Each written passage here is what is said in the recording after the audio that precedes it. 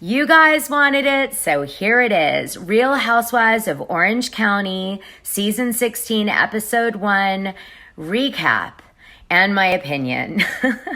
If you guys want me to continue to do these ones, let me know. I was asked special by quite a few people, so here I am. If you want to support the channel, please do like, subscribe, and tell people about the channel. At 10,000 people, I am going to do something really special. I think you guys are going to be really happy, and I'll do a video about that soon. So please do tell people it's worth a tryout on YouTube, the DecaDish Dana channel. Okay, so let's get into it. Real Housewives of Orange County. Okay, first of all, the episode opens up and Heather Dubrow walks into her 22,000 square foot brand new house that was, I guess the producers were trying to say she's back, kind of like Jaws, you know, dum, dum, dum, dum, like before the person gets eaten. So I think they were just trying to be like, you know, make it sort of really important that she's back. I guess the rumor is that she's trying to save the franchise because the Real Housewives of Orange County ratings got so bad at a certain point. Like Andy Cohen kept trying to reboot it and it just wasn't working. So I think Heather Dubrow was his last ditch effort to do something, you know, outside of just completely shutting the show down for a while and maybe launching it in a year or two like they did with Miami. Okay, this is a fun orange filter for Orange County. All right, so Terry Dubrow and Heather Dubrow make their return to show us how rich they are, and which apparently they are extraordinarily rich. And, you know, we get excited, I guess, that they're back. Now, Terry Dubrow, I am surprised, wanted Heather to come back on the show. It's not like they need the fame or the money at this point. I was kind of taken aback by that. Terry Dubrow is a celebrated plastic surgeon. He's been on The Swan. He's been, on Botched, on E! Television. And, you know, he's famous in Beverly Hills and Orange County for his plastic surgery practice. But there has been some scandals around his practice over the last little bit here. I'm going to be vague. Shannon Beater, and I know her name's not pronounced Beater, but I feel like she's more of a beater than her real name. So I'm going with it. In the old days, beater had a meaning. Okay, you guys probably don't know what it means, but I'll keep that one for myself. Anyway, so Shannon, I think, must have been sleuthing in social media and saw that people were talking about the fact that Terry Dubrow's had some issues that have come around and been out there. And she probably looked for a cast member she could bring on the show to call it out, because we know that Bravo, as much as they pretend like they don't like, you know, the bloggers and the influencers and the controversy that they're bringing up on all the characters, it's part of now what they incorporate into the storylines because they know the fans love it. They want to see the truth come out. So I think they embrace Shannon's desire to bring the new cast member, Nicole, onto the show. So I think Shannon, you know, has a plan here that the fans are going to really like, which is to try to make Heather Dubrow in her perfect life have to address some of the allegations and rumors that have come around Terry Dubrow's plastic surgery. Now, they're not going to take it too far because we all know that E! and Bravo and NBC are all together and they're never going to hurt one of their reality stars, i.e. the star of Botched on E!, right? Terry. So I'm sure this won't go too far, but I think they're going to play with it on this season. Now, Nicole purportedly quit the show because of a huge fight with Heather, but I don't believe that is actually a true rumor because she's been liking her posts. Nicole's been liking Heather Dubrow's posts. So now, Nicole Weiss James has legal, it turns out. She did sue Terry Dubrow for a negligence malpractice in 2004. And it ended up getting dismissed either because they settled out of court, or it's possible that She didn't have enough evidence to go to a jury trial, so they dismissed the case. There's loads of reasons that could occur. In 2006, Nicole ends up getting a DUI, unfortunately. So she ends up having to deal with that problem. And a few years before that, she had some financial problems. So it's like, I feel like this part of Nicole James Weiss's life was like a little rough. Like she was going through a lot. Anyway, that's how far back in time they're going with this, fight that's emerging between Heather and Nicole. So a big shout out to Bravo Bone Collector on Instagram for finding that docket information. She also found a bunch of other lawsuits, not the same ones I found, which was interesting, but she's a great follow. Okay, so let's continue. Nicole.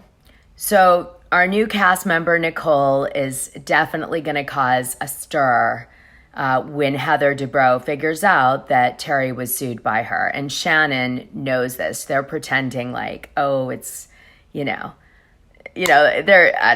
acting right now about how this is all coming about. But it's great TV, so we'll go with it. So we first sit down to dinner made by a chef that Heather has because, of course, with her 22,000 square foot house, she has a chef. By the way, big fan of chefs. I had a chef. And the chef, everybody's expecting a really elaborate dinner, but instead they get pizza, which I thought was weird. And then they go from this, she does like a touch base with each kid, how's your day? And I guess that's Bravo's way of reintroducing everybody to, where the kids are now versus where they left off when they were on the show in earlier years.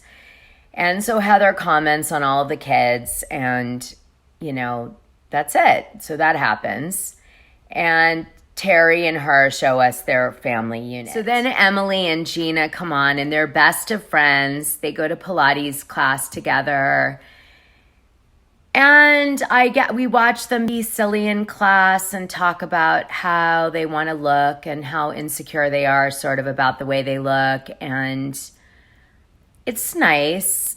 I'm not a Gina or Emily fan because they came for me and they made fun of the glasses, which I thought was like for no reason. And they went on Instagram and did it. It was so weird. I was like, why are you even talking about the glasses in me? Like, it's so random. Anyway, she was like, I think anyone who buys $25,000 glasses is stupid. And I was like, okay, Emily, whatever. Like, I think you're stupid, but let's that's for another video. So basically, these two chicks come on. I want to die, but I keep watching. Let's just keep going. Then Shannon goes out with her daughters, and they go shopping, and they seem to be as sick of her, being a victim as I am.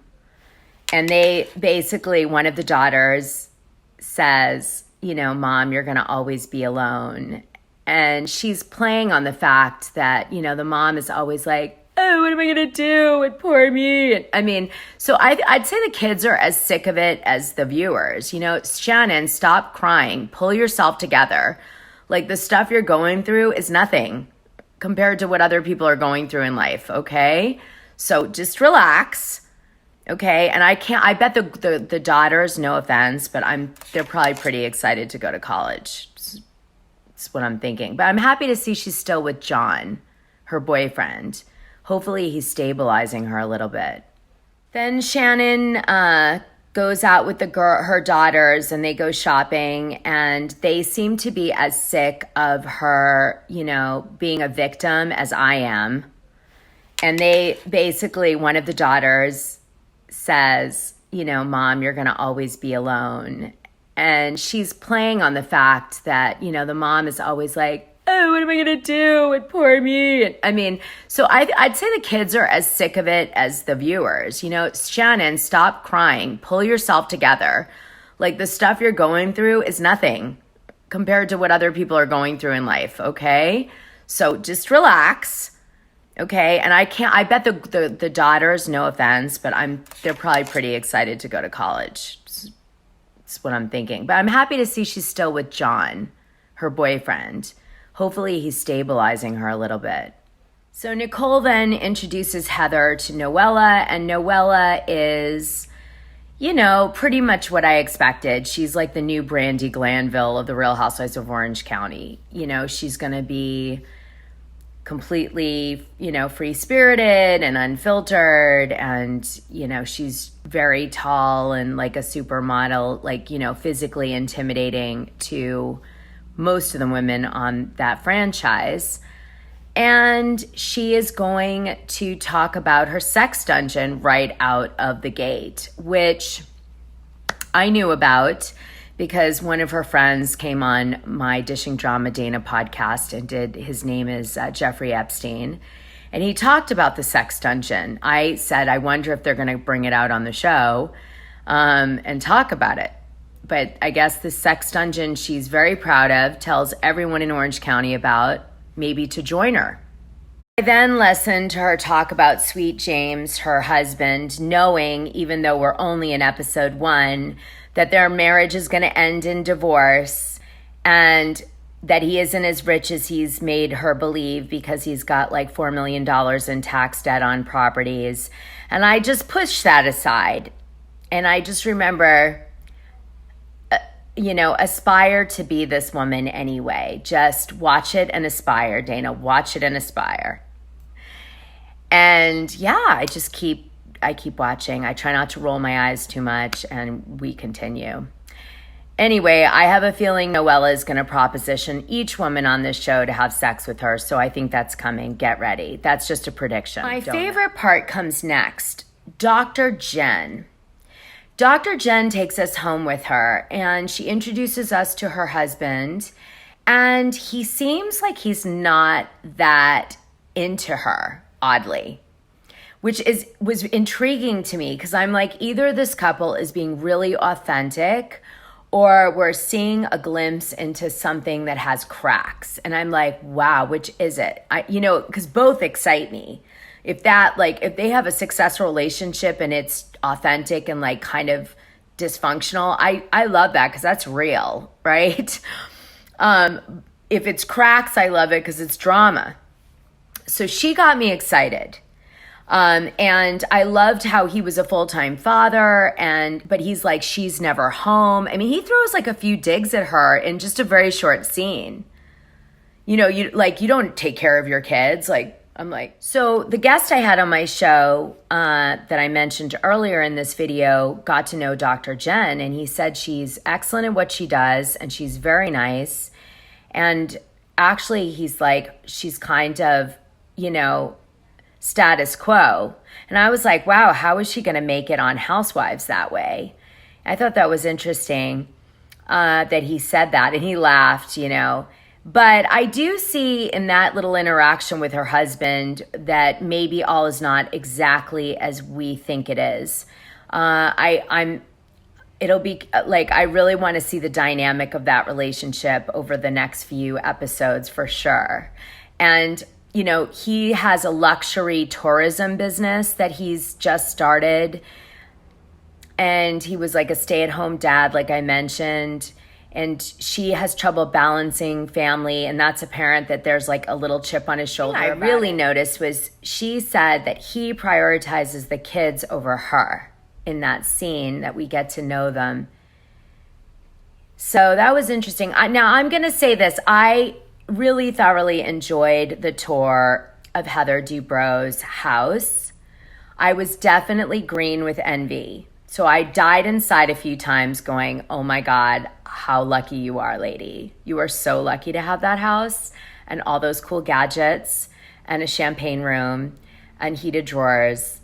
And like, I don't know, there was like a giant movie theater. I had a giant movie theater. It's the best. So there was like no moment in that part that I wasn't dying with envy. So I really related to Shannon, who was also obviously could not hide the jealousy that she felt inside during the tour.